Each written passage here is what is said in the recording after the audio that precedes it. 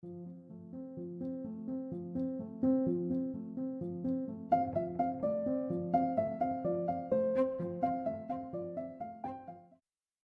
to Unraveling with Jamie and July, where we fan the flames of every woman's inner fire and guide you on your journey of self-reclamation through the rebellious act of radical self-love. We dive deep into the layers of healing, unravel conditioning that holds us back, and plant the seeds of change that set us free. So come along and join us. We're frozen already. Hey, what's up? Not much. Nice. What's up with you? Nothing, just recording the podcast. What are we diving into today? Well, today we're going to be talking about women's cycles from our first moon time to menopause. The female body moves through powerful transitions. We'll be getting into how society has conditioned us to view these natural processes as burdens, inconveniences, or even something to be hidden away and an embarrassment and shame, which, I'm hoping we've made some progress with that, but I know that that's certainly a problem in a lot of other countries. Mm-hmm. So instead of celebrating this rite of passage, this beautiful source of power deeply connected to our creative force, intuition, and wisdom, it has been shrouded in shame, silence, and misinformation for centuries. So today we're going to be unraveling the historical, cultural, and systematic forces that have shaped the way we experience our bodies. I don't know, maybe it is historical on that one. Maybe that's no history or herstory, really, because it is the patriarchal stuff, right? So we'll be diving into the reclaiming of our womb wisdom and the incredible power that comes from honoring our cycles. So glad to have you guys here today for this one. I feel really bad that I didn't open this by saying, bloody hell, what are we talking about today? I could have done that. You could have. And also, I feel like it's pretty cool that I wore a red shirt, and I did not do that on purpose because I didn't know that that's what we were recording today. No, you thought we were doing a different one. Yeah. So before we dive into today's topic, we are going to do a little fun question we do sometimes before we dive into our... Hey, we haven't done one of these in a while. But yeah, sometimes that's what we do. Yeah. Because that's what we do. So the way we did it, I'm just going to explain what we did. I have a list of questions, and I got July to pick a random number as to which question. So she doesn't know what the question is. I have no idea. And we're just going to answer it about each other. And I'm scared because... You're always scared, and I get so much fun out of this. This is like, I just love this. Anyway, okay. What is something so out of character for me that it would make you instantly assume I've been brainwashed? So out of character for you. Well, but the brainwash thing makes it complex, because it's like, nobody's going to brainwash you to wear like a pink frilly dress, because that would be out of character for you for sure. But I wouldn't necessarily think you were brainwashed. But you'd wonder what was going on. I would definitely be wondering what was up. It's good to know. It'd be sort of like, oh. Good to know. Yeah, I'd be confused. Okay. This is good to know. Now I'm going to look for a pink fluffy dress. And now I know I have some ways I know I can fuck with you now. I was going to say, like, going to church. Like, if I went to church, I think that would make people who know me now be like, is she okay? I don't think it would for me. Really? Wow. Yeah, it would for me. Because I think that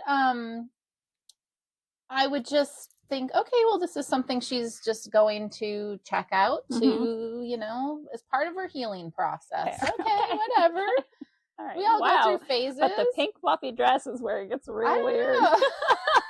Well, healing is a funny thing. Yeah. It's, it's filled with lots of strange moments. So, true. If I went to church, would you think I had been brainwashed? Depends on the church. Let's be real here. Yeah. I don't know what would be so out of character for you that I would think you were brainwashed. I don't know. Yeah, that's a tough one. Because, like, You're you. What does that mean? It just means, oh my gosh.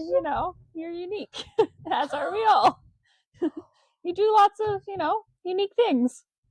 Okay. I don't mean that in a bad way at all. Well, my husband does always say I'm pretty unpredictable. Like, I think I don't find, I don't know, I feel like I'm digging a hole right now. I don't get often surprised when you're like, oh, I'm doing this, or I'm like, yeah, okay, yeah, that sounds on par. Like, this makes me sound like a crazy person. No, it's not crazy at all. You're explorative. Yeah. Is that a word? You're curious. I am curious. Yeah. And also, like, fearless. You're like, yeah, I'll check this out. I'll try to do this thing. And I'm like, why not? Yeah. Okay. I think what would be out of character for you is if where I would be worried if you were like brainwashed in some kind of way is if like you put yourself in some kind of box, or you started like being very much like this person, and I'm gonna like, they said this and now I believe that. You know what I mean? Like putting yourself in a box. If I joined a cult. If you joined a cult, I would think you were brainwashed. Yeah. Like if you started acting like you had joined a cult, I would be worried that you were brainwashed. Okay. Because you're very you. I think I'm looking forward to exploring this a little further with you after this episode. Why? I feel like it did not. Well, you're as in like, I don't know, you don't follow other people. You march to the beat of your own drum. I think that's a good thing. I'm going to take that as a compliment. Yeah, wow, I really had to like take it as a compliment. I feel like I fucked that one up. Did not explain that well, but we made it back around. Made it back around. Yeah. What do you mean? Hey, all I had was the pink frilly dress. I know. So, wow. I mean, I don't know. Yeah. It would definitely have to do with the way you dress. I think that would be a huge indicator. Or if you just started doing stuff like that, like if you suddenly didn't like mushrooms at all or squirrels, I'd have to be concerning. Like, or trees, right? I'd be like, what happened to Jamie? Where'd she go? But if I joined a cult, you'd be like, yeah, that's normal. No. Okay. No. All right. All right. Well, on that note, which I guess we're going to be discussing more in depth after this episode, it sounds like. I'm just kidding you. What do you mean? Well, it just at first I was like, yeah, okay. I'm not very good at it. But no, I'm not super prepared for these questions either. Well, so. I wasn't prepared at all. Yeah. So I don't prepare. At least you kind of knew what the question was going to be. Yeah, but I don't think about it. Yeah. So that's the thing. I don't think about it ahead of time. All right. So, all that being said, diving into today's topic, which is not about us joining cults. So, why do you think menstruation is something that is so natural and universal, but still taboo? And why do so many women feel the need to hide their periods and are still uncomfortable talking about them? I think it's just been so ingrained into our society of the shame of it. I think it's so deeply rooted in, and I do think we're getting better within the North American culture, but I know that there are other places in the world where it really is still very shameful. And I know that there's different groups of people, different religious groups and whatnot, where there's still a lot of shame around it and people don't talk about it openly. And we still tend to, I think some women keep this from, they don't talk about it with their sons as much as they probably should, thinking it's a woman's issue, when in reality it's a human issue. This is not yes, it affects women, but it affects men too, because every man has a woman in his life. Well, exactly, some degree, right? In some way. Yeah. And I think it's just there's so much. There's been so much shame historically surrounding it that we're still stuck in it. We're stuck in so much of that systematic conditioning from the patriarchal society. So but here's a little look at the history on this. So the stigma of menstruation has existed for thousands of years across many cultures. In ancient times, some societies revered menstrual cycles as sacred, which I'm sure many of the people listening have heard about this, right? But as patriarchal structures took over, menstruation became something to be feared, controlled, and shamed. And this is, again, it's about controlling women. If you can make people feel ashamed, make them feel dirty, like that, really it tears them down. It takes away their power. And religious and cultural taboos labeled menstruating women as impure, which is just so ridiculous. And women were banished from temples and homes, even from cooking, during their periods. So, and even today, there is still menstrual stigma alive and well. Women still whisper about their periods, struggle to access proper health care, and face discrimination in workplaces and school, for sure. Yeah. I mean, like, workplaces definitely should have emergency supplies on hand at all times, as should schools, certainly. Oh my gosh, yeah. So yeah, there's a lot, and that stuff is still going on in North America as well, but it's really bad in some other countries. So it's important that us North American women keep moving forward with this, because what we do here, it does affect things. Yeah. It's a ripple effect, Yeah. and it helps. So we need to be talking about this stuff openly and without any shame. There's nothing to be secretive about, as far as being a woman. There's no reason for it. It's part of what we are as the animal of a human. when you think about it, like, I know I've thought about it before, and I'm just like, it's so ridiculous when you think about it, to be shamed for something that, like, is literally just nature, and just like, we can't help it. That's just literally just what we do. Like, yeah, absolutely. You're welcome to everyone who's been born, like, basically. No, people should not be ashamed for what their human bodies do, and yet there's a lot of shame surrounding it, and especially on this particular topic. So what were you taught about your period growing up? Oh God, nothing. Yeah, it wasn't hidden, but it wasn't explained. And yeah, it was, my first period was quite traumatic. I was young, somewhere around 10. And I didn't know what was happening, because nobody prepared me for that. And then, when I realized what was going on and I went to my mother, the response was, it was terrible. It was absolutely terrible. There was no really good information. There was no accurate information. There was just fear and shame and lack of really any good support within it. It just felt like this terrible thing that had happened. And that was the start of it. And it just got worse. It didn't get better. Like, I had a terrible relationship with my period for such a long time. Yeah. How about you? Oh man.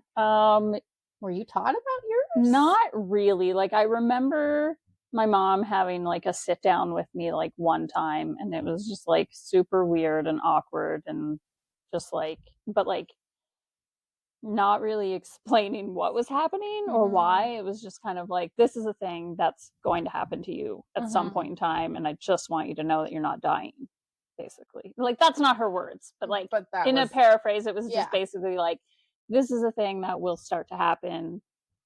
When it does, let me know. You're not dying. Like, it's okay if you, like, all of a sudden go to the bathroom one day and there's, like, blood in the toilet. Don't worry about it. Like, you're probably fine. But I remember just like I think I got my first period when I was like 11, and I didn't tell my mom, like, for, I don't know, like, I don't think I ever, like, on purpose told her. I think she just, like, eventually found out because I was, like, using her products, basically. Okay. But I remember, like, I didn't tell her for, like, I think it was well over a year. I Oh, just, like, geez. yeah, like, Oh. I just dealt with it, so, on my own. Oh my And gosh. yeah, Okay. but yeah, so that was kind of Wow. my thing. I don't It think you've sucked. ever shared that with me No, before. No. no. Um, But I remember, like, oh my God, being 11, you're so little. And I was just like, I remember just, like, being like, this really sucks. And yeah, I think it was interesting though, because, like, even from the time I was 11, I kept track of it. Like, I just kept track of it. And, like, I don't know why, I just, like, kind of, like, intuitively started doing that so that I knew when it was coming again. And so that was, oh, just kind of interesting, I maybe guess. your sister taught No, you? No, I never no. talked to my sister about periods. Okay. Interesting. But I remember, like, I remember there, and I think this is probably played into the reason why I didn't talk about it. There was a lot of, like, shame in my household around it. Like, I remember that very much so. Um, with, like, you know, the men in the house being offended by seeing any evidence of periods happening and kind of thing. So I remember that kind of being a part of it too, and not really understanding why, and just, like, I think that's probably a big reason why I never talked about it. Like, I could feel that there was, like, so much shame around it. So Yeah. No, like, I mean, I definitely told my mom as soon as I could. Like, I actually started when I was at a friend's house. So, but yeah, the response was, it was what I felt was she was highly inconvenienced by this this thing happening now. And yeah, because and it's not there was just, inconvenient for us at all. yeah, As, like, 10 and exactly. 11-year-old children. Exactly. Yeah. And there was just, yeah, there's no information at all. No information that was that, like, relevant to, like, what was going on or how to even necessarily care for it per se. It was very vague. And yeah, and it was just, and my second period was even worse because it really became clear this was a great inconvenience in her life that I had this going on for whatever reasons. And because I had bad cramps, you know. So yeah, not a happy memory. Yeah. I tried to do better with my daughters, but it was still very an awkward, you know, like, I don't know how well I did, truthfully. So Yeah. yeah. Yeah. So I mean, I guess that leads us into, like, our next question, which we kind of touched on. did you feel supported, shamed, or something in between? No, felt nothing. Felt definitely did not feel supported, other than products were provided for a time. I had to start buying my own once I was 12. And yeah, there was lots of shame. Lots of shame. I mean, when I very first told her, it was, boys are gonna want to touch you now. Don't let them. I mean, like, come on. What does that even have to do with it? Right? And also, like, why? Like, I have questions. talk about shame. I'm like, why would the boys know unless you tell them? Yeah. Yeah. Unfortunately, in my situation, when I had started at my friend's house, another friend was there. And so she knew, and she went and told the entire school. Awesome. Yeah, it was great. So great. It was wonderful. And I was the first So girl, and the boys did know. And, oh my God, and let me tell you, That's it terrible. didn't make them want to touch me. Okay. Like, that was just that's not how that went down. It was more so like they wanted nothing to do with me. Yeah. So, oh my God. Yeah, no, it was terrible. It was just terrible. That's good that we can laugh about it now. Oh my yeah. goodness. Well, what else can you do? I mean, Yeah. I've certainly spent lots of time crying over it as a kid. So yeah. Oh my Yeah. goodness. And then you said that, there was shame in your house. And obviously you weren't feeling supported. Yeah, I mean, I guess I feel like, obviously, had I said something, I probably would have been, like, supported a bit, as in, like, probably would have had, like, products bought for me and whatnot. But yeah, it wasn't, I guess I didn't feel supported enough to ask for support to begin with. So there we go.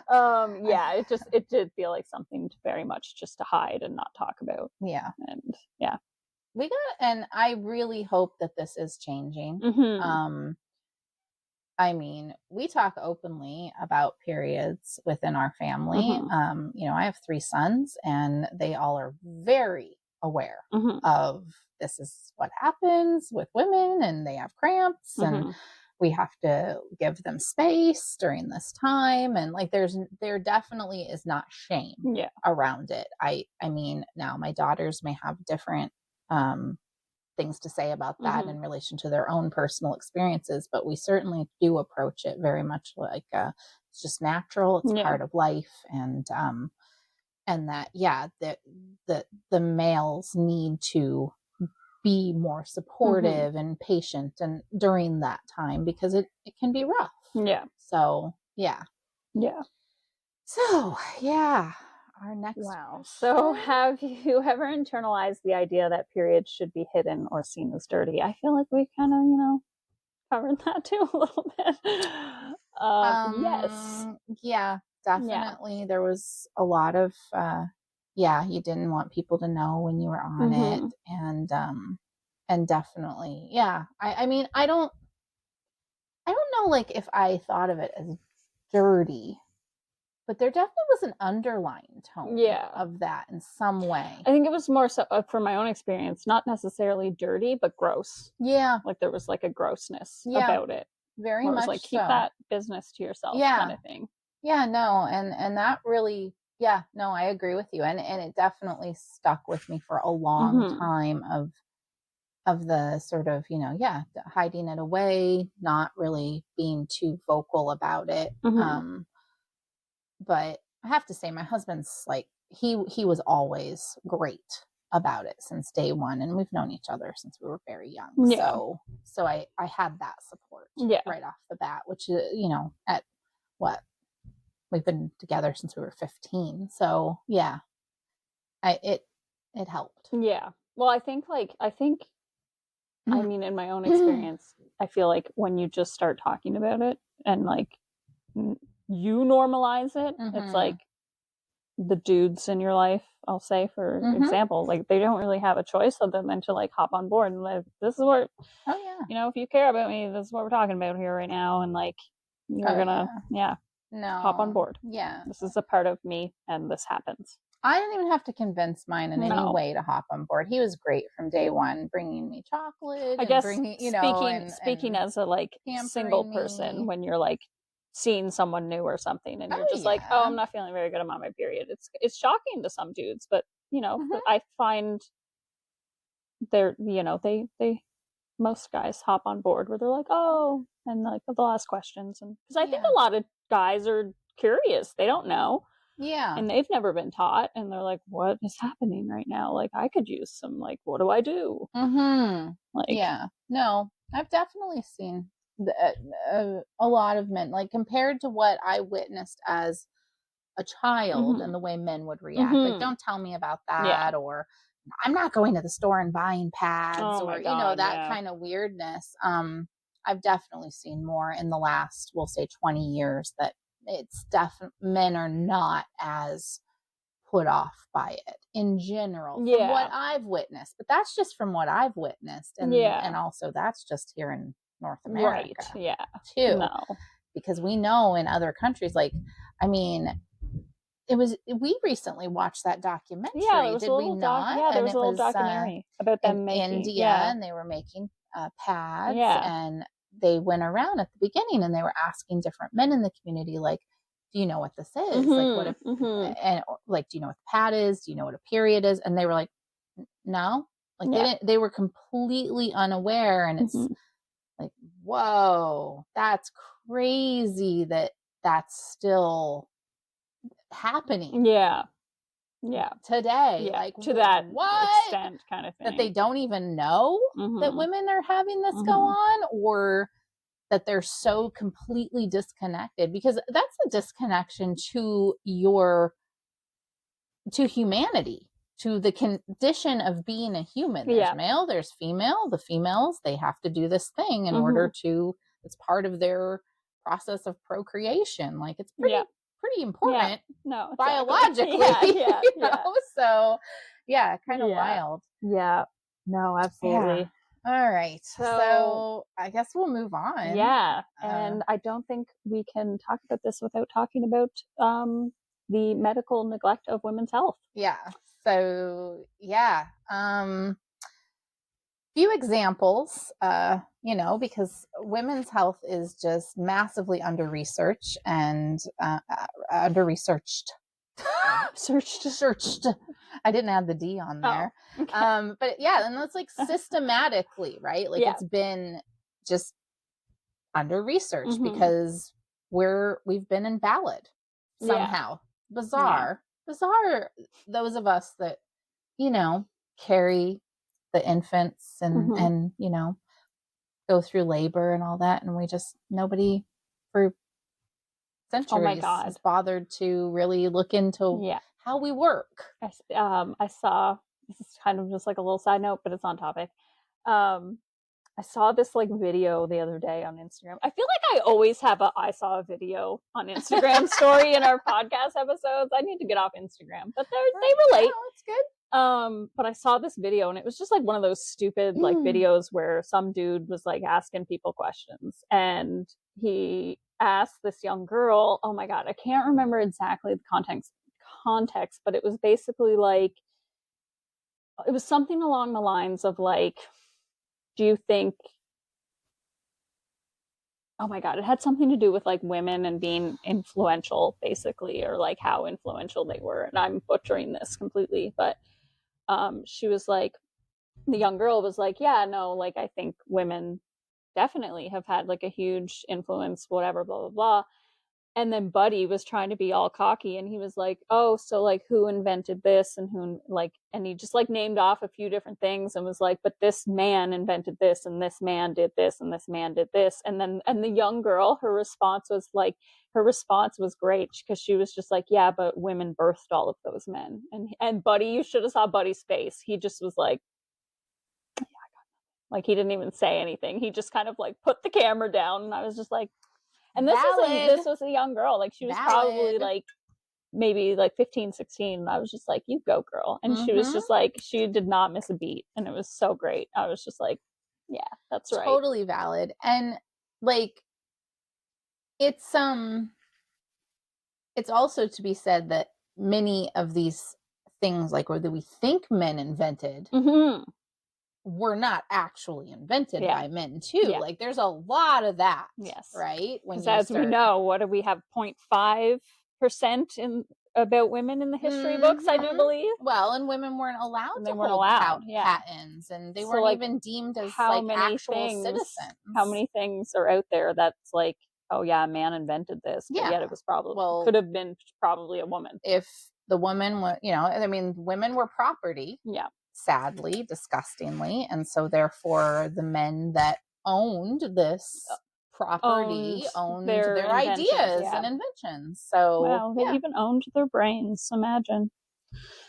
And did their absolute best to control them. So, well, okay. So we got off topic a little bit, but so I'm going to give a few examples of like how the medical neglect, right? So most medical research has historically been conducted on men, meaning women's symptoms and conditions are often dismissed and or misdiagnosed. Endometriosis and other conditions that impact millions of women often take years to diagnose to lack of research and awareness. And menopause is treated as a medical problem, which is so fucking crazy, rather than a natural transition, just like puberty. I mean, is puberty a medical problem, right? I mean, don't get me wrong. Puberty kind of feels like a medical problem, as does the menopause process. But but it's certainly not. And women are often left to navigate their menopausal phase alone Mhm. with little support or education on it. So that's, that's just, yeah. Yeah. Yeah. Wow. Have you ever felt dismissed when talking about period or health concerns regarding, I guess? Like from a physician? I guess, Yeah. yeah. Yeah. Yeah. Absolutely. No, absolutely. From I remember early on having problems with my period and it being like regular. There were some issues and going to um an OBGYN, and yeah, him straight up like shaming me and telling me how ridiculous I was being, and that, just absurd, and just dismissing Mhm. all of the concerns I was having. I think I was 16 or 17 at the time. And then with perimenopause, it wasn't like, this doctor was actually a really great doctor, but Mhm. I was just in for a quick checkup, and which was rare. I don't really go for that kind of thing, but they kind of threatened me they'd drop me. Oh, okay. Yeah, Yeah. if I didn't go Yeah. in. So, um, and me saying like, yeah, like I'm in perimenopause, and Mhm. they're like, no, that can't be. Yeah. I was like, no, but I am. Yeah. Trust me, I am. And he's Yeah. like, I don't think so. And so we had a little back Mhm. and forth. It wasn't Yeah. terrible, I have to say, but yeah, no, certainly. Yeah, no, I definitely find that, like, 'cause, I mean, I actually never really went to the doctor, like, for anything to do with, like, period or anything Mm-hmm. like that until, like, the last few years, because I've Mm, had some kind of, like, changes that were concerning at times, and I found it interesting that it was kind of just like, and I have a male doctor, which I'm like, God, it would be nice to have a female doctor. Not that, like, not I gotta necessarily tell that, you, like, it doesn't they might not be necessarily better, matter. but it would be No, nice. I think in my dream world, I was like, it would be nice to have, like, a female doctor who actually, is like, oh yeah, I'm also a female. I totally get it. That would be nice. it's hit and miss. That would be nice. I'm just dreaming. A girl can dream. Anyway, but, like, yeah, no, I remember going to the doctor and, like, explaining what was going on and whatnot, and it was just, like, pretty much, like, brushed off, like, just like, and almost kind of like Yep. brushed off as, and like this kind of like attitude of almost like, well, you don't know your own body. And I'm like, I know, like, I know my body, I know my cycle, I know when something's off, like, Mm, kind of thing. And yeah, anyway, so at this point in time, I'm just like, I don't no, I don't go to the doctor for anything. Like, I'm just like, whatever, I no will do way. my own What's the research. point? I'll do my own research and figure it out on my own and find, like, natural remedies and whatnot. Like, that's where I'm at. Well, I got so put off with the whole you don't know your own body Mm-hmm. from having children. Like, truly, Mm. it just really it put an end to me having any faith in doctors much at all, sadly. I mean, I've had 5 children, and 3 of them were delivered by, well, no. No. 2 of them were delivered by nurses. Mm-hmm. This is within the hospital because, I don't know my Mm-hmm. own body, Mm-hmm. right? So therefore, when I'm saying something's happening, Mm-hmm. nobody's listening. Mm-hmm. And what happens? The doctor's not there Yeah. when they're supposed to be. And I had a male and a female for those 2. Like, I had, one doctor was male, one doctor Mm-hmm. was female. So that's why I say, well, Yeah. it doesn't necessarily. And then my the third one that was not delivered by a doctor, that was a real special one. From a female doctor getting into a straight up argument with me, telling me that I didn't know my own body, essentially, to being completely ignored, left alone in the hospital room, thankfully with my husband, who delivered my son. Yeah. Like, that's fucking ridiculous. It's ridiculous that, like, ridiculous. you were in a hospital when that happened. Like, you hear stories, and I'm sure it happens probably way more than it should. But, like, you hear stories of, like, people rushing to get to the hospital, and it's like, oh, had the baby in the car, husband had to deliver, whatever, right? Yep. But it's like, you're in the fucking hospital. I was in the hospital. I was trying to do the right thing. You did all the things. Well, the thing that was really crazy is the reason why I got into an argument with the doctor the female doctor is because she was telling me that I wasn't in labor Mm-hmm.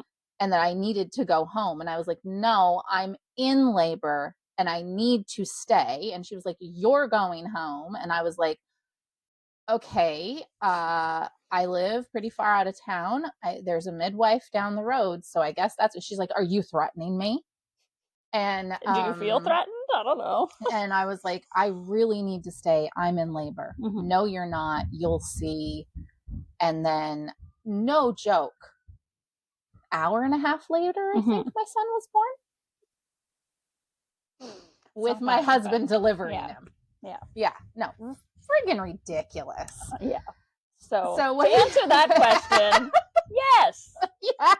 Yeah. Yeah. What do you think would change if society treated menstrual and menopausal health as seriously as other medical conditions? Well, I think that women would feel more empowered. I think they feel more empowered. I think there would also be a lot more like, well, there would be a lot less shame around all these things. There would be, I think women would be thriving a lot more. I think they'd be healthier. They'd be healthier. They'd be thriving more, I think, moving into the menopausal stage rather than like, you know, having their health suffer and like, I think you know, you see the only kind of research you really see is that like is the disease risk factors that come with menopause. And it's like, well, why is that happening?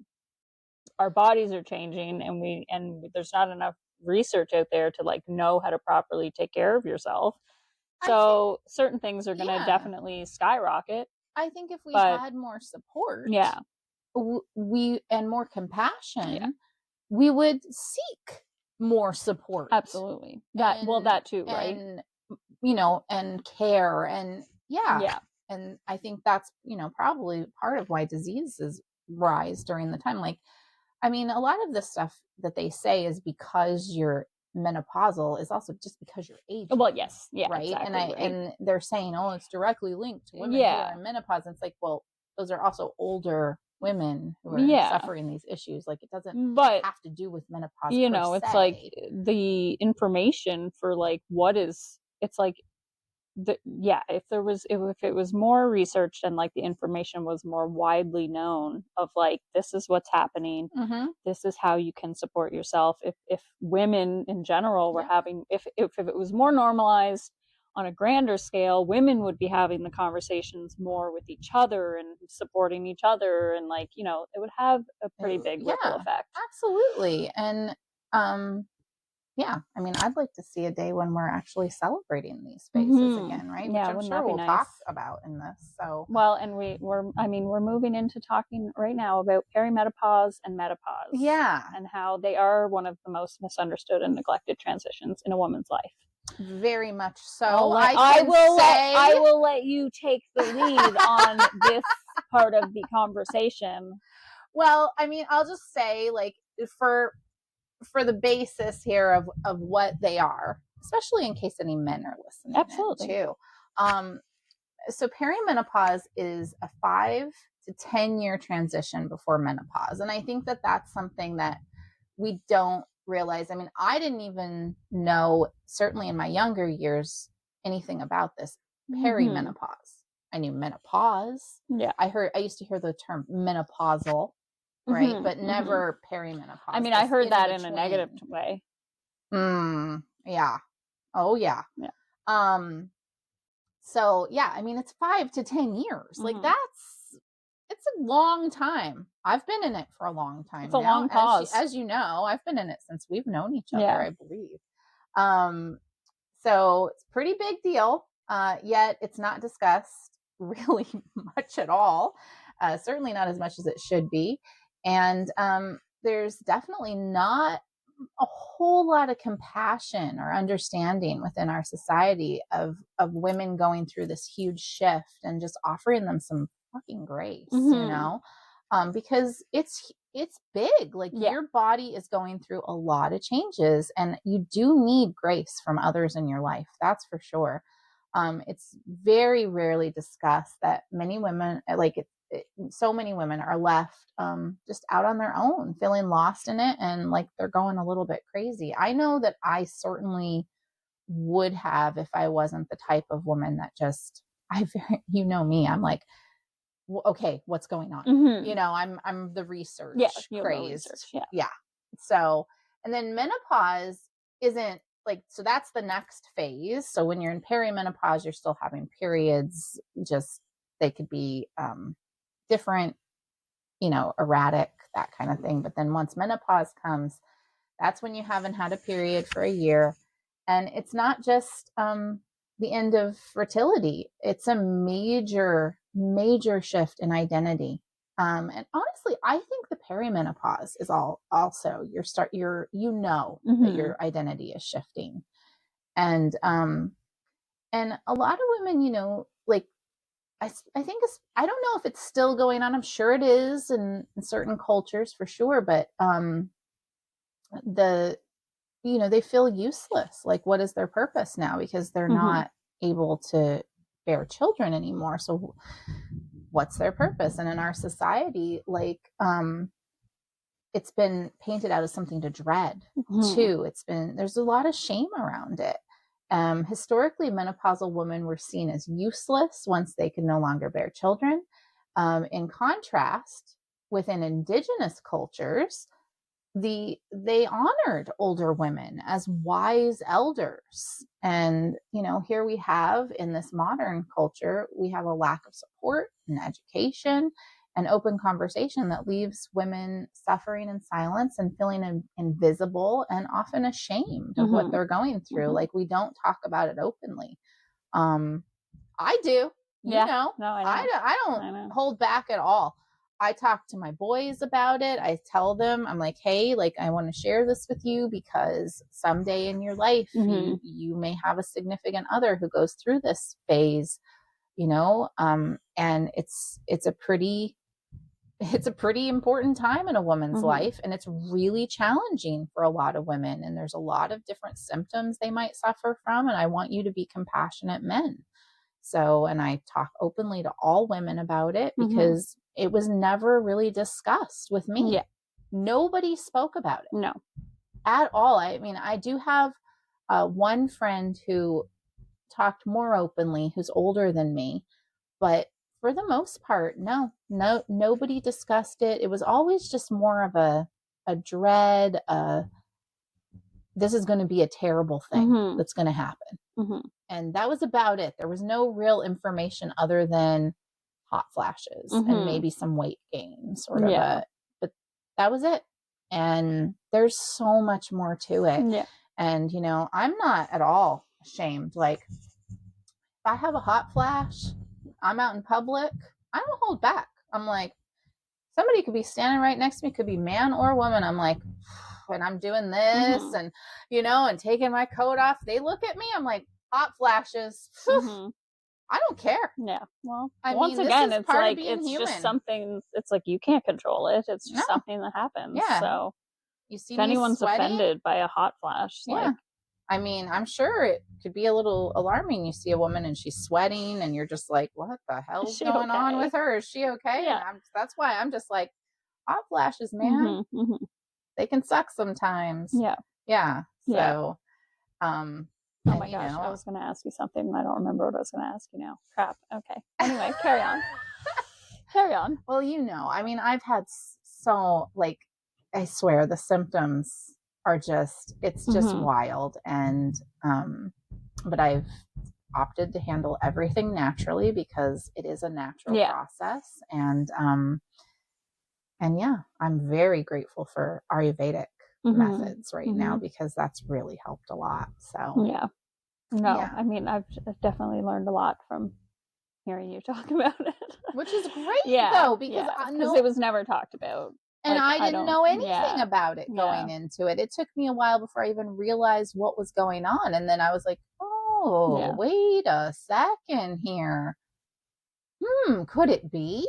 I mean, I find it's always kind of interesting because, it's like, I feel like each week, for a while there, each week it was kind of like, and now this is happening. And I'm like, what?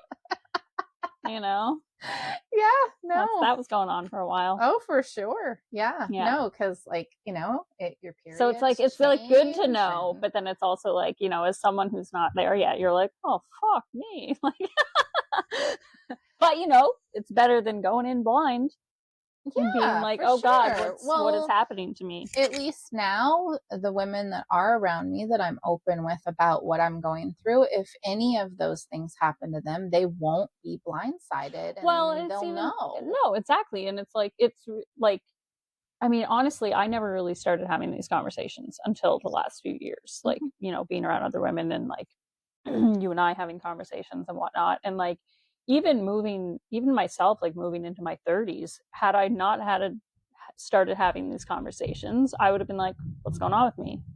Because Oh, like yeah. everything just changes and it's like changing every month in your Oh, 30s yeah. and you're just like, whatever. Okay. I And guess I'm I'm pretty fine. sure that I told you, didn't I? Like when you turned like 31, I was just like, Mm-hmm. yeah, just so you heads up, Yeah. periods start changing and there's this whole thing that Yeah. happens, and it's happened to most of the women I know who Yeah. are my age, right? That they go through this whole process in Mm-hmm. their 30s and Yeah. then 40s hit, and it's, yeah, like there's definitely certain things we do have that are similar Yeah. amongst all women, Yeah. and then yeah, you have all these huge list of possible side effects once you get to the Mm-hmm. perimenopause that, I don't know, it feels like you're playing a little game. I gotta What's going to be the symptom I today? gotta say, I still like it was like the most dreamy time with my period. There was like I think I was like 31, 32. And it was just a beautiful little chunk of time where it was Yeah. like my periods just came in and they were just kind of like, hey, Yeah. all gentle and nice. And I was like, oh, hey, what's up? And like we kind of became friends. And then they just left in like 3 days. And it was just like this nice little chunk of time. There's no cramps, just in and out. And I Yeah. was like, oh, good to see you. That went Remember away that real quick. phase. It was a very short phase, but it was beautiful, and I hold fond memories. No, I Yeah, remember that phase very yeah, well. Yeah, it yeah. was a good time. I had to make a lot of peace with my cycle, like Mm-hmm. because of the rough start, in the beginning, and I had a very negative relationship with my cycle for so long that, um, yeah, like once I got older and it started getting really wacky, Mm-hmm. that's when I actually had to make peace with it all. So that was Yeah, interesting. no, I feel like definitely similar. I mean, I was just like so disconnected from it because of a lot of the things we talked about, right? It's like all this conditioning where it's just like, ew, it's gross, or like you Mm-hmm. feel shame, you don't talk about it. So you just become disconnected from this thing that happened. It is just a big inconvenience in your life. Yeah. Um, and yeah, no, I mean, I feel like for myself also with like getting older and really having to like having changes start happening and having to start kind of paying more attention and being like, okay, how can I take care of myself better? What shifts do I need to make? And like all that kind of stuff. And Yeah. like, Yeah. it's like No. it connects you to it. There is like a more like, I mean, for myself now, it's like usually like the first day of my period or something. Like that's a very nurturing day for me where I'm like, oh no, I am absolutely drained. I feel it. Like Mm-hmm. my body is just drained. We're doing a lot of things right now. I Mm-hmm. am going to slow down. I'm going to have this day for myself, like whatever. Like I'm going to be cozy. I'm going to drink teas. I'm going to take it easy or And whatever see, as often as I am able. mm-hmm. And that's something within our society that, like, where we should have a mandatory change, which is like within the workplace. Mm-hmm. You should be, without question, able to call in once a month and be like, my period started. I need to take the day off. And it Yeah. just be an Oh my excuse. Like, God. I mean, that should be grace that's I offered. had to call in sick to work so much when I was a Oh, kid, like for the yeah. first day of my period, because I would literally be sick. Mm-hmm. Like I've almost passed out. I Yeah. would be throwing up sometimes, like on my But first how day of the many period. women have probably lost jobs? Mm. Like, I'm sure Oh, that there's probably. it's probably astounding the Yeah. numbers of women that have actually lost jobs Yeah. because of Because probably difficult once a month at periods. least they Yeah. have to call in sick. Yep. Yeah. Yeah. And where in reality, we know that that is actually a time that you're supposed to honor Mhm. your cycle and rest and Yeah, it's like I get you can't nourish. take like a whole week off every month. Of Like nobody course. can do that. But I think if you know, But if it was men having periods, oh, there would be days yeah. off Oh, yeah. every month, Totally. no question, and Yes. no questions asked. Because if they had to experience this now, and Hmm. I know it's different for every woman, Yeah. some women, they don't have the cramps and they Hmm. don't have heavy Hmm. flows and all that, but some of us aren't that Yeah. lucky. And so yeah, and I'm sure that if the men were experiencing Yeah. some of this, you can be Oh my God. damn sure I we'd have remember time I off. remember one time, and I'm just gonna segue off into a little story here because why not? It's period related. I woke up one night with cramps so bad that I woke up my partner at the time for no reason other than I was just like, I'm not living in this alone. Like it was like the worst cramps I'd ever had in my life. And I felt bad because like I woke him up basically and was just like, I don't know what to do. Like this is so bad.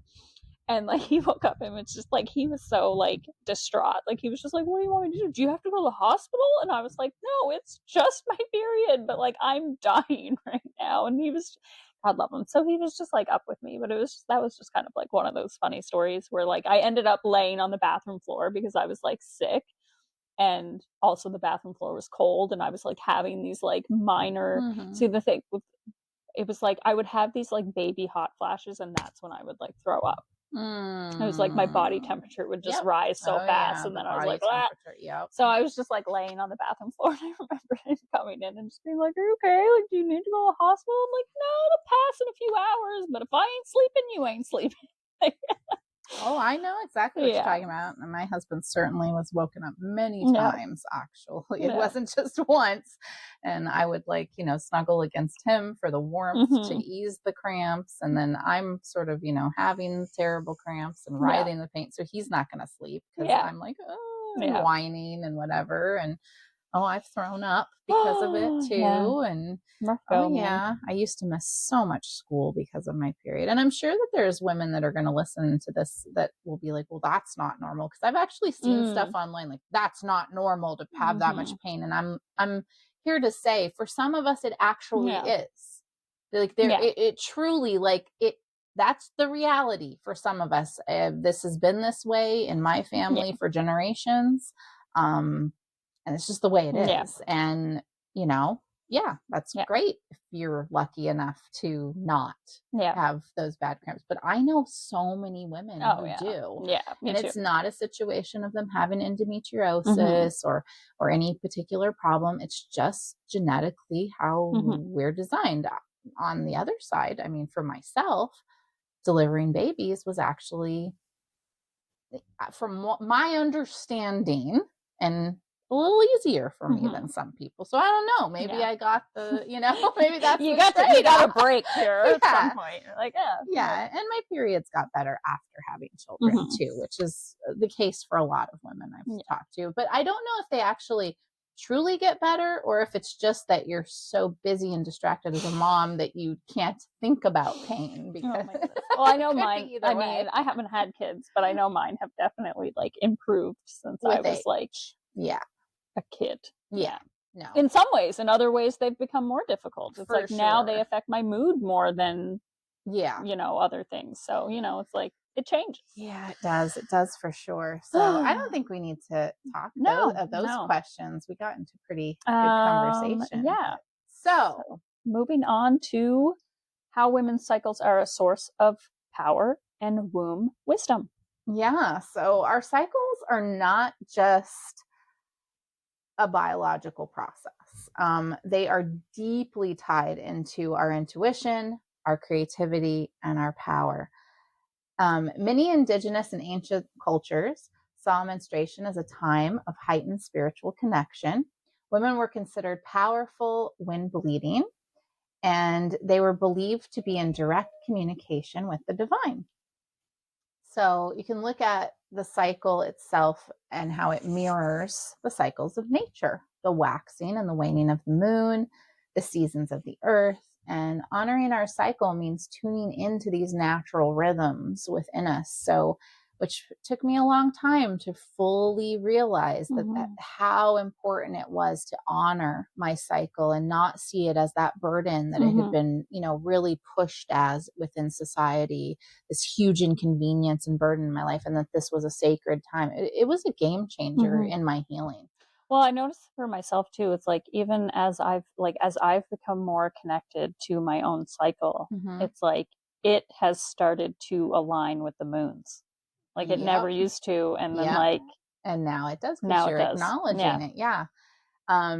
And then womb wisdom, like this is a real thing. Our bodies hold ancestral knowledge, but modern society has severed our connection to this power. I can't imagine why. Right? I mean, the patriarchy has tried to sever our connection to every part of our power as women that possibly could. So So how do you think our lives would change if we embraced our cycles instead of fighting them? Well, I mean, we already kind of touched on it a little bit, but it was a game changer for me. It was huge. And I did have to kind of grieve a bit that it happened so much later in life for me, that it was such a burden for me for so long. And then I started to take more control when I started using a menstrual cup. Like that definitely shifted things some, because it was just a different way of approaching things. And it was very healthy to have done that. But it still took me a long time to really learn that this is beautiful. This is a beautiful, sacred thing. This is a gift. This is something I can do, that only half of the population can do this thing. And it's a special time. And just honoring the body more and respecting my body, and seeing it as this sacred temple. And yet huge game changers. So much healing happened through connecting to my cycles. I can't even fully put it into words how much of a game changer it was. It was like night and day, just the transition I went through, because I really dreaded and hated my periods. Like everybody in my life knew that this and I didn't have PMS. That wasn't a thing. Like I actually, with PMS, which I say I didn't have it, but before, the days leading up, I would be more so loving. Would be more my thing, like wanting to be cuddly and loving, and then I might for a couple hours have a little bit of a anxiety over the house being not clean or something like that. But it was always very short, the edginess or that little mood swing, and then I was just right back to the cuddly. Well, I think that's one of the stupid things too that has become this thing with women, where it's if you're angry or you react or you're emotional, there's this whole thing. Oh, she must be PMSing. Or she's on the rag. Right. And it's or what's wrong with you? You on the rag or whatever, right? And that was such a thing. I mean, granted, I will say I have not heard that for a very long time. Me neither. So I'm hoping anyone would dare say it around me. Yeah, I'm hoping. I feel sorry for the motherfucker that might try. You know how okay, I'm gonna segue off, but you know how we were actually looking at some of those other questions that I have for banter, and there was one that asked what would get arrested for, and you said for me fighting. That's where I'd get arrested if someone said that to me at this point. I'd throat punch them and be like, "Yeah, you want to see PMS? I'll show you PMS." Yeah. Oh my god. Oh my goodness. I know what you mean though. I feel things have definitely changed a lot from accepting this natural thing that happens to you. Because if you think about it, when we're fighting a part of ourselves. We're fighting a part of our own natural being. And I know for myself, it's definitely shifted a lot of things for me for taking the time to actually pay attention to your cycle, to nurture yourself when you're on it. And I will say food, not that I feel when I'm on my period, there's this whole other level of loving, nourishing myself. because I For feel sure. the need to so much higher, Yep. where it's like when I'm on my period, like if I don't eat when I'm on my period, like I get like lightheaded and stuff. Like I don't get that on a normal day. I mean, I Yep. usually eat, but it's like I definitely notice such a It's a big difference difference. of like Yeah. you need to eat more and what you need to eat kind of Yeah. thing. And I'm not talking about just like, oh my God, I'm craving chocolate, which of course I am. But like, yeah, Yeah. but yeah, there's like this, I don't know, there's just this like nice, nourishing feeling. And I definitely notice, yeah, a difference in the like eating, nourishing yourself and how Yeah. beautiful that is, I guess. Yeah. And what a difference it makes. Oh, it makes a huge Yeah. difference. So, have you ever experienced moments of deep intuition or creativity during phases of your cycle? Um, Deep intuition, yes. Creativity, not so much. I feel like, yeah, I haven't really tapped into that. I Hmm. don't think, because I am mostly a little bit miserable, but not gonna lie. But yeah, but I've definitely experienced the like, yeah, like tapping into deeper intuition for sure. Yeah, no, me too, and certainly the certainly creativity for me as Mm-hmm. well. But that's just kind of one of my things too. Mm-hmm. Is Mm-hmm. I am very creative, so.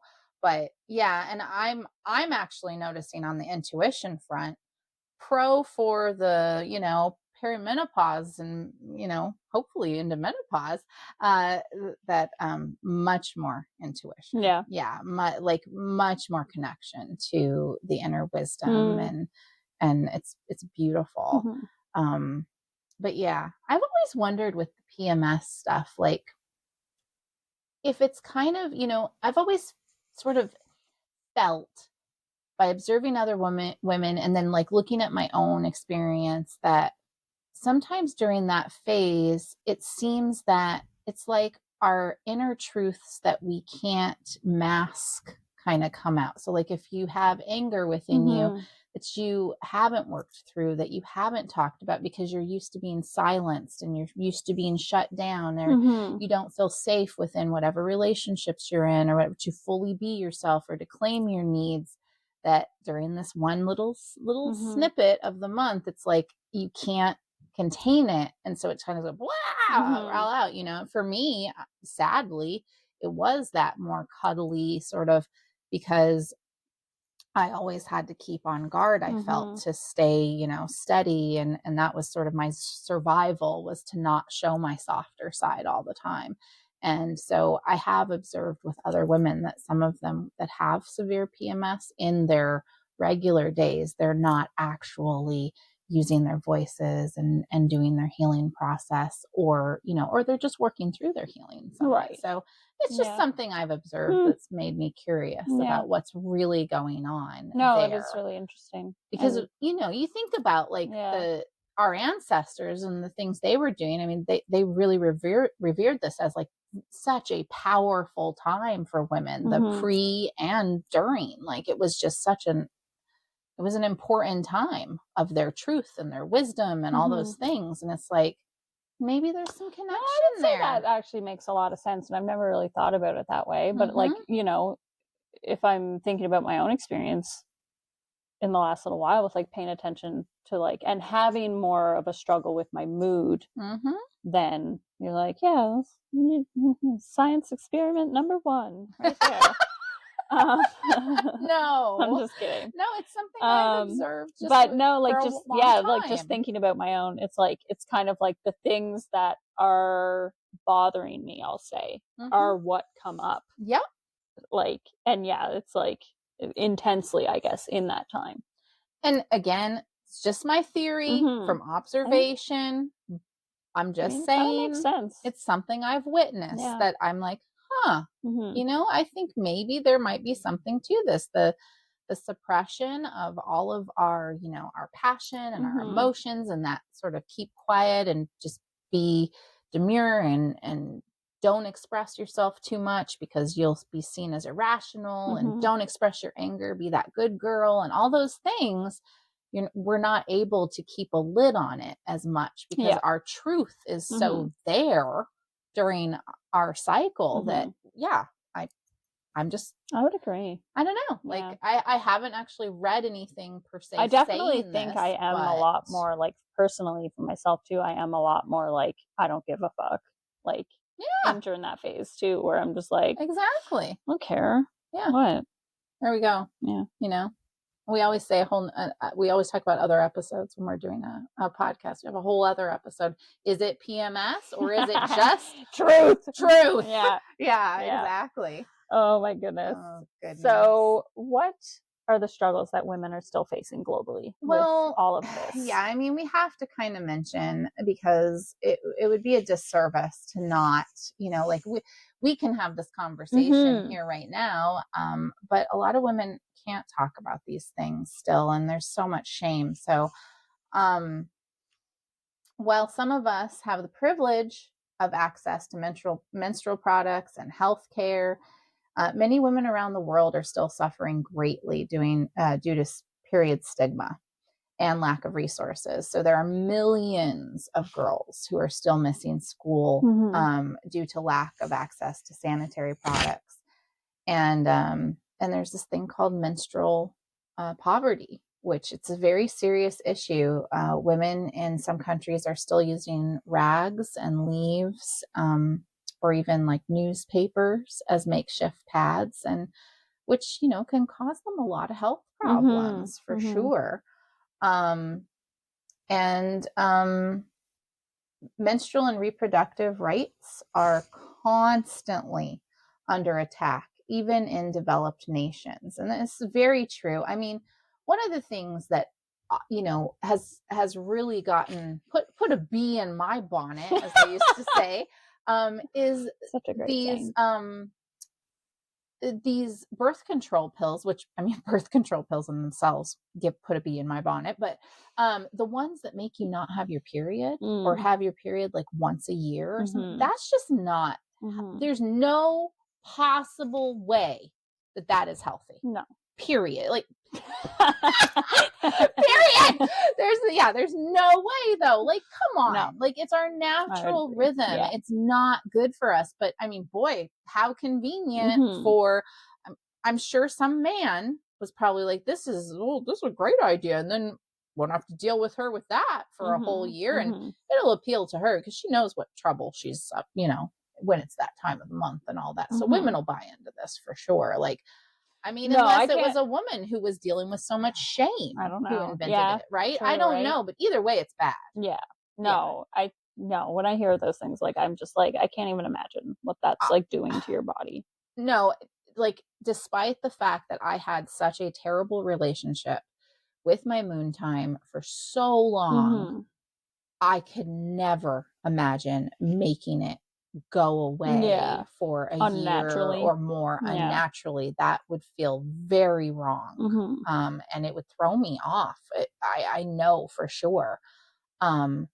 It's just not the way it's supposed to be. You're messing with nature. And it's not okay. So whoever's idea was, I think it was a terrible idea. I'm just going to say it. Yeah.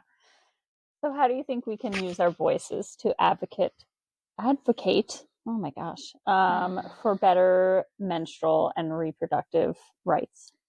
Well, I think that women need to be more aware of what's going on politically and educating themselves on, candidates and who they're voting for. I think that's important for multiple reasons that I won't get into in this episode. But like, I think that certainly would play a role. I think talking openly with people is a huge way of advocating for, just to change the narrative, to change the way we approach it. But yeah, I mean, I think there's a lot we can do. And when we see things that we strongly disagree with, I mean, go out there and make some noise if you feel compelled to. For those women that are gifted with words, and write about it, talk about it, do podcasts about it. Like, Use the platforms that you have. Don't live in shame about it. I think if we make more noise about the subject, it's only going to get better. Yeah. Right. For everyone. No, absolutely. And as far as like reproductive rights, I don't think that men have any business ever making those choices or, signing bills into that. Should be 100% a woman's issue that women are voting on. Men have no vote in that. I'm sorry, but they just not in our own personal women's reproductive rights. They just do not have a right to say. No. Period. Again. I love it. That's so great. Period. No, I would agree. Like, I think it's absolutely insane when you hear of like bills being passed and whatnot, where it's like the men are. It's like, that's absurd. It makes no sense. No, it doesn't make any sense at all. It's their bodies don't have to carry a child. Their bodies don't have to experience the menstruation, and therefore I'm sorry, but they don't have a right to an opinion on it. Yeah. It's just not something that because they don't have to go through it. Yeah. It angers me when I hear things like, about especially reproductive rights, and like it just infuriates me. All of it. I can't. We got to talk about it more. We have to be more vocal, and we have to take more we have to take our power back and for our bodies and for the future generations, because that's the thing, is that the future generations of women are depending on us, just as we depended on our mothers and our grandmothers, and so on. And they depended on the ones before that. Like, it's so important to take this responsibility seriously. And I think a lot of us don't. We've stopped really realizing how important the decisions we make and the voice we use impacts the future generations. Yeah. And instead we feel, I don't even want to say we, because I certainly don't, but so many of us fill our days with pointless nonsense and pointless conversations that they're not making a positive impact for future generations. We need to change that, because the way that we've been systematically conditioned, it did this on purpose. It made us not talk about the important things on purpose to prevent progress. Yeah. Or I should say, not progress, return to a better way, because there were no issues with this stuff before, right? Yeah. So, what do you think we can do in our own communities to break the silence and support menstrual equality? Well, I mean, I think it starts with conversation. Like, I think that's where it begins, is like having conversations like this, talking to your girlfriends openly, your nieces, your sisters, like just having the normalizing the conversations, first of all. And then on a community level, well, why aren't there access to menstruational products at schools, in the workplaces, all workplaces? Like, at all times. Yep. Like, why isn't that just something that is normalized in whatever, right? I mean, I think those are some good, like, that's a good starting point. It definitely is, for sure. On a community level. Yeah, no, it's all about keeping the conversation going, and not just having the conversation amongst women, but having the conversation when men are present. Yeah, I was just going to say that too. Like, I was like, having the conversation with women, but also just having the conversation, not just having it with just women. Yeah. Because it's like, sure, there's still a lot of women who struggle to talk about it, but it needs to be a normalized conversation within where there's society no shame in general. Yeah, there's no hiding it away. This is just me being a human. Because I would imagine there's probably men who have shame about not knowing about it either. I think nowadays, there is. There would be. Yes, because I did see like a podcast clip episode of the like this really great podcast, which it is a great podcast. I've never actually listened to like many episodes of it, but like the conversations he has are really amazing. And I know one day he had a woman on there. I believe she was a doctor, and they were talking about women's cycles, and he was straight up like, and he's probably, I'm gonna say, in his 30s or so, and he was like, I don't know anything about this, and he was asking all kinds of questions. And so there is that curiosity of like, I love women, I have women in my life, I have mothers, I have sisters, I have a partner, and I don't understand what's going on with them, and I would love to. So, and he was asking really just like amazing questions, and I thought, how great is that, like, that he's not only asking the questions, but that conversation's actually happening too, and hopefully men and women are listening to that conversation. That's awesome. That's awesome. Yeah. No, because not all men were raised in households where there were, where they had sisters. No, a lot of women my age, definitely dealt with shame. We're still dealing with shame. So yeah, a lot of these men have been brought up certainly not knowing. So I guess we already, we kind of started touching on this, but how do we unlearn the shame and reclaim the power of our cycles? Well, I mean, there's so much, with the shame factor, right, of the unlearning process. But with this particular thing, we can talk openly like we are today. We can normalize period and menopause conversations in our circles, in our families, and especially with younger generations, female or male, like we've said. We can start listening to our bodies and honoring the natural rhythm of our bodies. That's really important. Resting when we need to, nourishing ourselves, and by stopping forced productivity when our bodies demand stillness. I do feel like we should definitely have a movement going on where it is okay for women to call in once a month and it be an excused absence of sorts, or work from home, or something, some middle ground here, so that women can actually take care of themselves and honor themselves if they need to during that time. By challenging the medical system, advocating for better research, better treatments, and demanding the sacred ritual. Or no, I'm sorry, I just lost my place. And demanding the that women's health be taken seriously. I think it's really, that is important. I think the medical system needs an overhaul in general. So that particular one for me is like challenging the medical system. The medical system needs a reboot, in my opinion. But that's another topic for another day.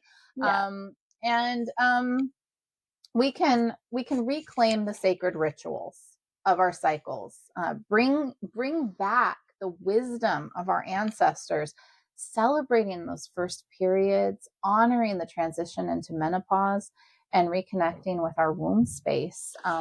Honestly, awesome. I wish there had been a celebration. Right? I was just thinking that because, I was just going to say the same thing. Like, how great would that have been to have a celebration? Because, who doesn't want cake when they're on their period? I would have loved to have some cake. I wish I would have known enough to do this with my daughters. I really do. It's one of those things that, I can't go back and change it. But now, knowing what I know, I'm certainly hopeful that with my granddaughters that we can approach it with that in that way. We can always just start celebrating periods in general. We don't have to celebrate just the first one. We can just true. I think on a random Tuesday when someone's on their period, one of your daughters on their period, show up with cake. Why not? Cookies, chocolate. I have to say, in our family, it is not uncommon to be like, I'll make her some cookies, or I'll pick her up a chocolate bar. Or I have to tell you, I remember one of the girls dated someone at one point that she had her period and they brought her a period care package. It was nice. The cutest. Oh my God, wouldn't that be great? So cute. That's so nice. I was like, aw. Yeah. No, that's great. Yeah, it's period care package. Right? That'd be amazing. Yeah. No, it definitely should be normalized to celebrate it. And with menopause, you can damn well bet that when I reach menopause, we're celebrating. Well, we talked about this. Yeah. I asked you if you wanted a red velvet cake. And then you said you wanted it shaped like a uterus. Yes. And yeah, so Yes, with lots of yeah. flowers. Oh my God, Yeah. yeah. No, I think We're going all out. we absolutely should normalize Mhm. celebrating menopause. I mean, you go through years through the transition to Mhm. get to that Mhm. point. It's like a going away party. Except But no, it's like not even a going away. there's It's levels. a fully blossoming. Yeah. In my Yeah. opinion, this is a time of, don't get me wrong, I loved my mother years, Mhm. and Mhm. now, looking back, I am very grateful, of course, for my periods, and I made peace with my periods and had some beautiful sacred times within my cycles.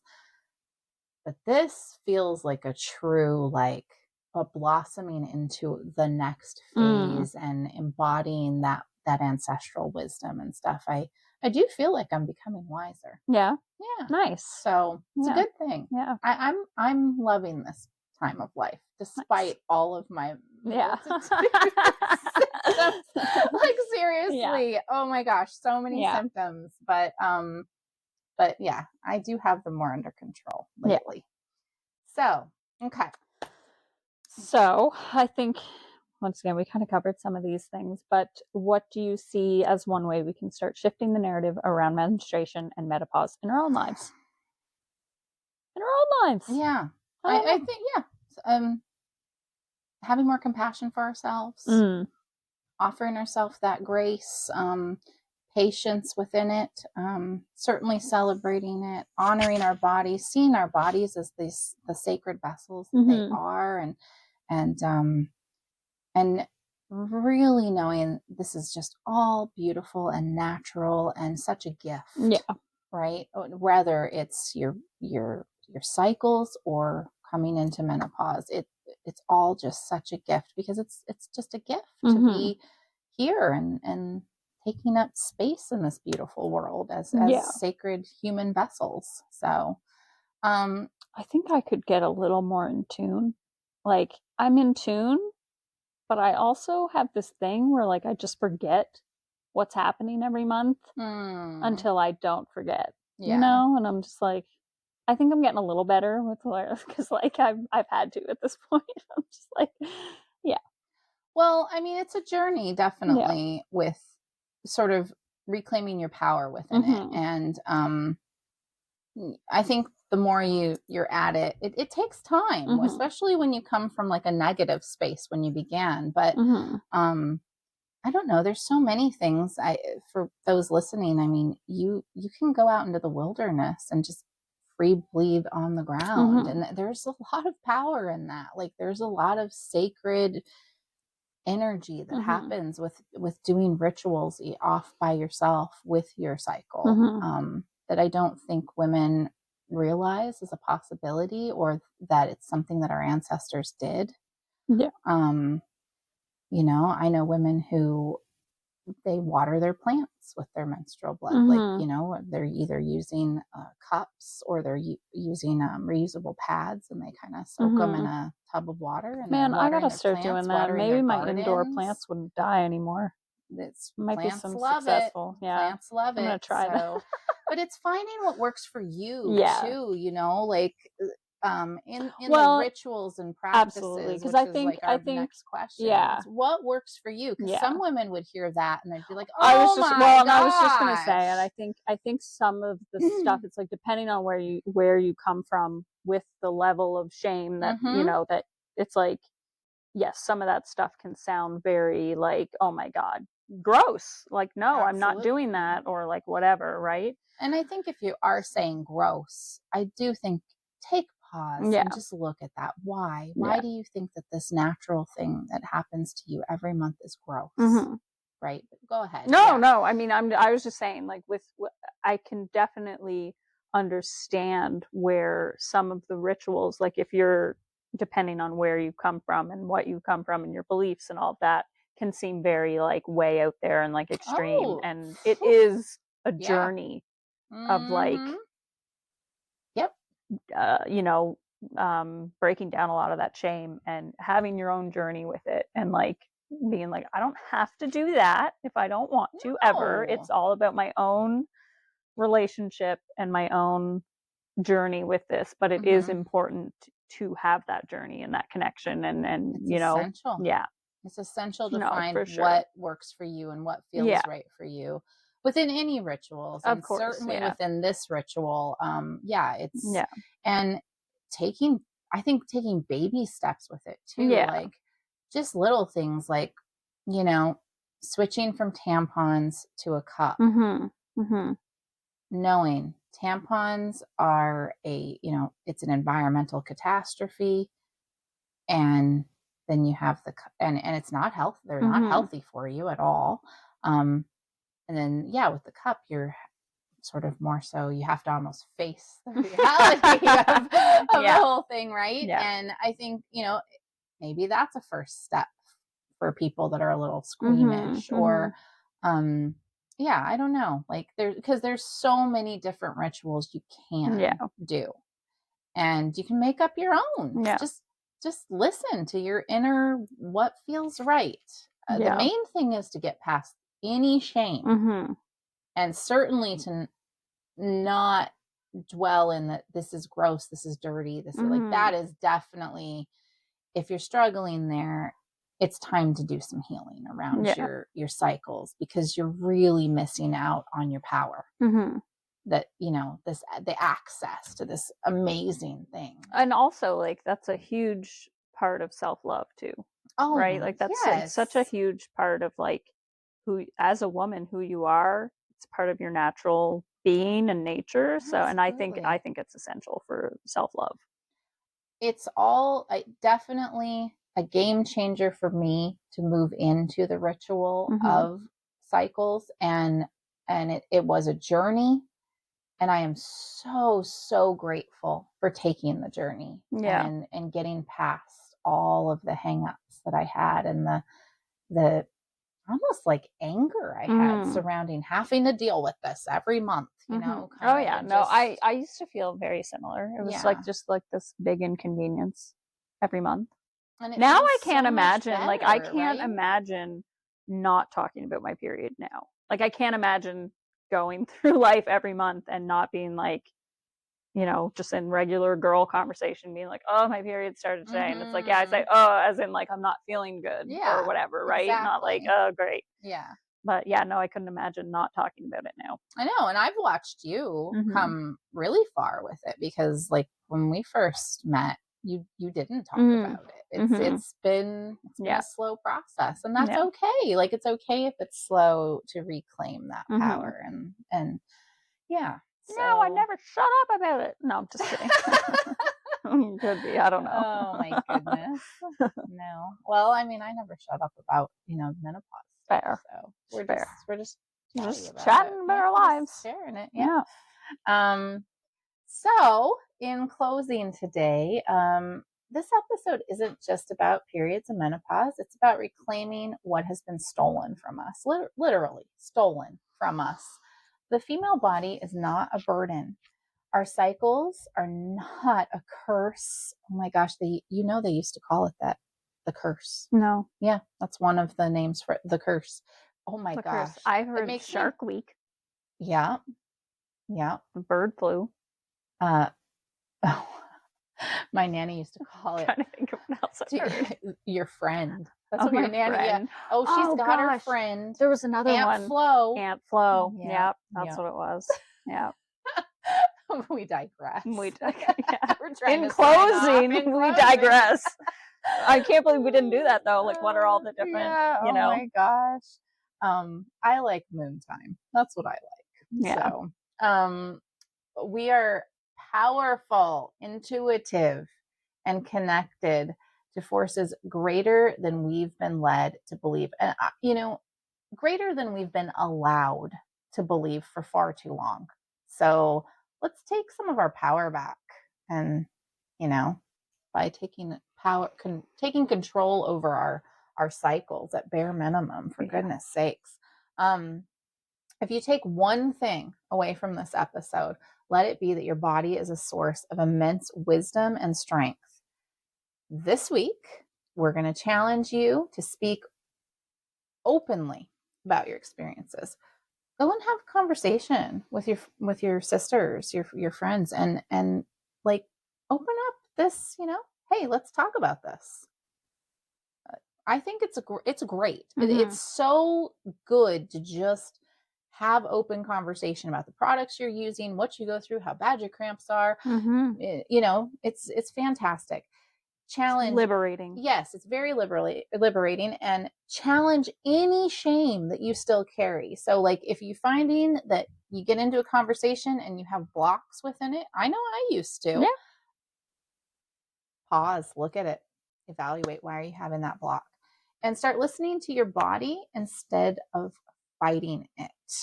That's really important. I mean, then that's what you talked about listening and then now moving with the moon cycles, right? So important. Yeah.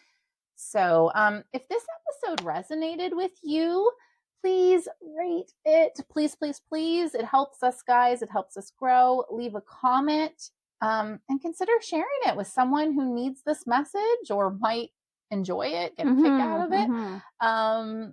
Follow us on social media at Unraveling This Life if you haven't yet. And subscribe to our beautiful newsletter, Love Notes, for messages of love and encouragement for your journey, along with little healing practices delivered right to your inbox. Those would go great with a period care package.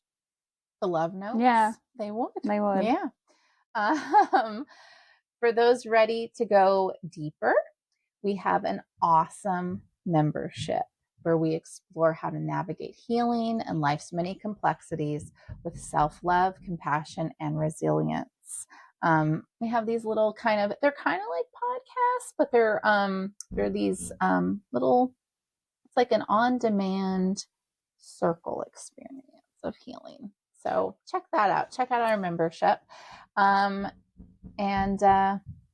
we'll see you inside there if you choose to sign up. Thank you for tuning in to Unraveling with July and Jamie. Until next time, we love you. Be kind and remember, you are worthy.